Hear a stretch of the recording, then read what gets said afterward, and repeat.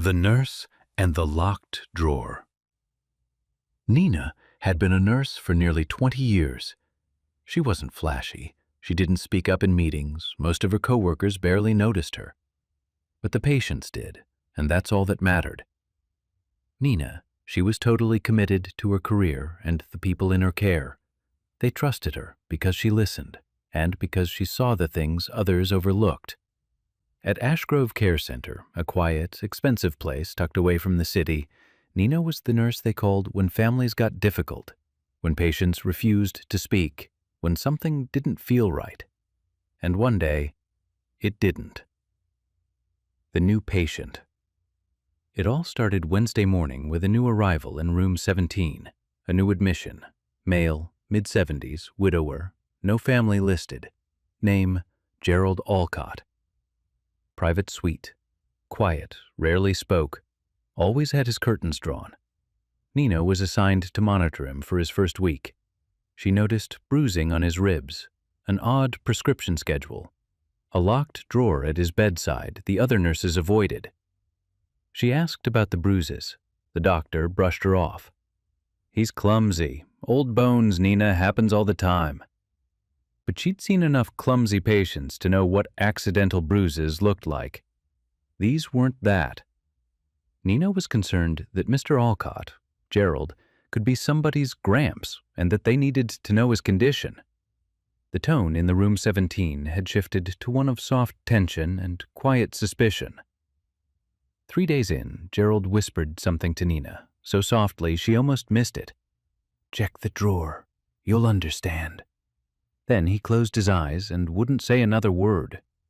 Maybe there were photos of family, his grandchildren, that he wanted to look at and ask Nina to inform them where he was. Nina tried the drawer. Locked. She asked the evening nurse, Tom, about it. He shrugged. "We're not supposed to touch anything marked private. Orders from admin." Still, something was off. Nina began to notice that Gerald flinched every time the head doctor entered the room, so she logged everything quietly in her shift notes, not on the main chart, but in her own notebook. And then, one Friday evening, Gerald was gone, discharged. No warning, no goodbye, no transfer papers. The next morning, there was an emotional rise in tone, along with a righteous tension. Tom, the same nurse from before, accidentally left the drawer slightly open while changing the linens. Nina saw it and slowly drew it towards her. Inside, photos. Dozens of them. Some are old, some new, all of them disturbing. Not photos of grandchildren as Nina had thought, but they showed patients.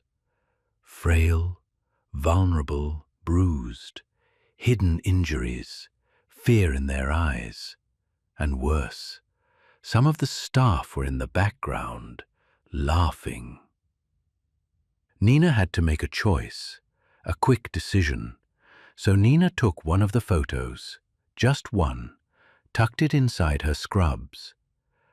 That night, she called a friend at the local newspaper, an anonymous tip, no names, just the truth. Within 2 weeks, Ashgrove was under investigation. The doctor fired, 2 nurses suspended. So, what of Gerald? Well, he was nowhere to be found, but the paper received an envelope, no return address. Inside was a photo, Gerald, smiling, standing with Nina. On the back, written in shaky but clear script, "She listened when no one else would." They called Nina quiet, simple, unremarkable. But sometimes the people who speak the least hear the most. And sometimes the weakest voice in the room is the one strong enough to change everything. No holding back, no fear, no room for retreat.